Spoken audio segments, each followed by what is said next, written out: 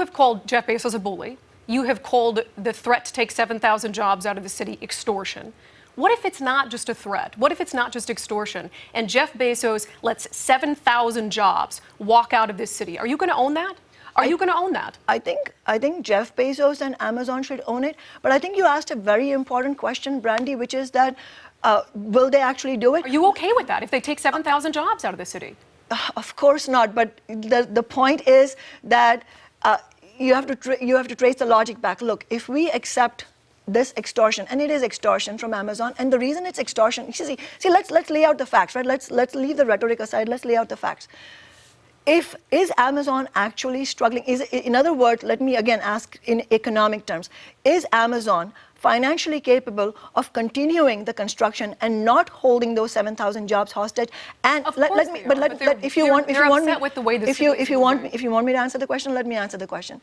Is Amazon financially capable of holding those jobs, continuing the construction and not holding those jobs hostage and paying the pocket change tax that we are demanding that they pay? $20 million is pocket change. Of course, there's no argument about it. Of course they can afford it. So let me get to the next point. So if they can do it, but they're still threatening to hold those jobs hostage, that's extortion. Because yes, of course I understand that the richest man in the world has, a few days ago he said he has so much money that he doesn't know what to do with it and he's going to shoot it off to outer space. 2 days later he says, I'm not going to pay the pocket change tax. So I want your viewers to understand who's the enemy here. The enemy are not workers against workers. What Amazon is doing is a classic divide and rule strategy where they're pitting one set of workers against another set of workers. And my appeal to everybody watching there, if you depend on a paycheck to pay your rent, then let's understand that an injury to one is an injury to all. We have to stand together, and let's not accept the false dichotomy between jobs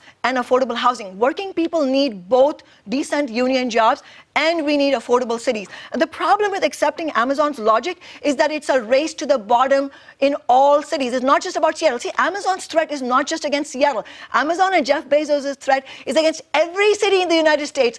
They're sending a message that if you as working people have the temerity to tax us, even pocket change tax, then we will be bullies, we will be extortionists, and we will hold jobs against you. The only way to fight against it is not to accept that, but to actually fight back against it. Let me give you a counter example.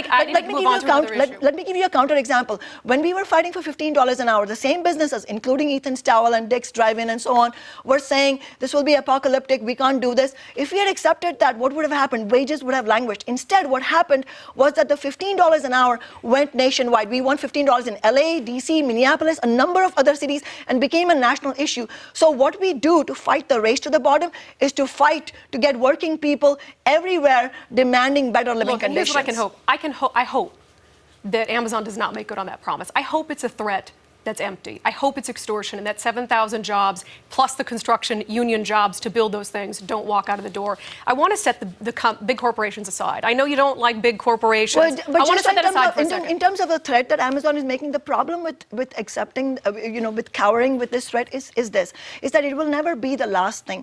They will hold us hostage on every single thing. Right now, the cities that they're interviewing for HQ2, they're being told to give insane tax breaks and infrastructure sweetheart deals and so on. So the end of the day, working people in all cities are being defeated, and our standards of living are falling. So what my appeal would be that we all come together and fight against big business together. I want to move on closely.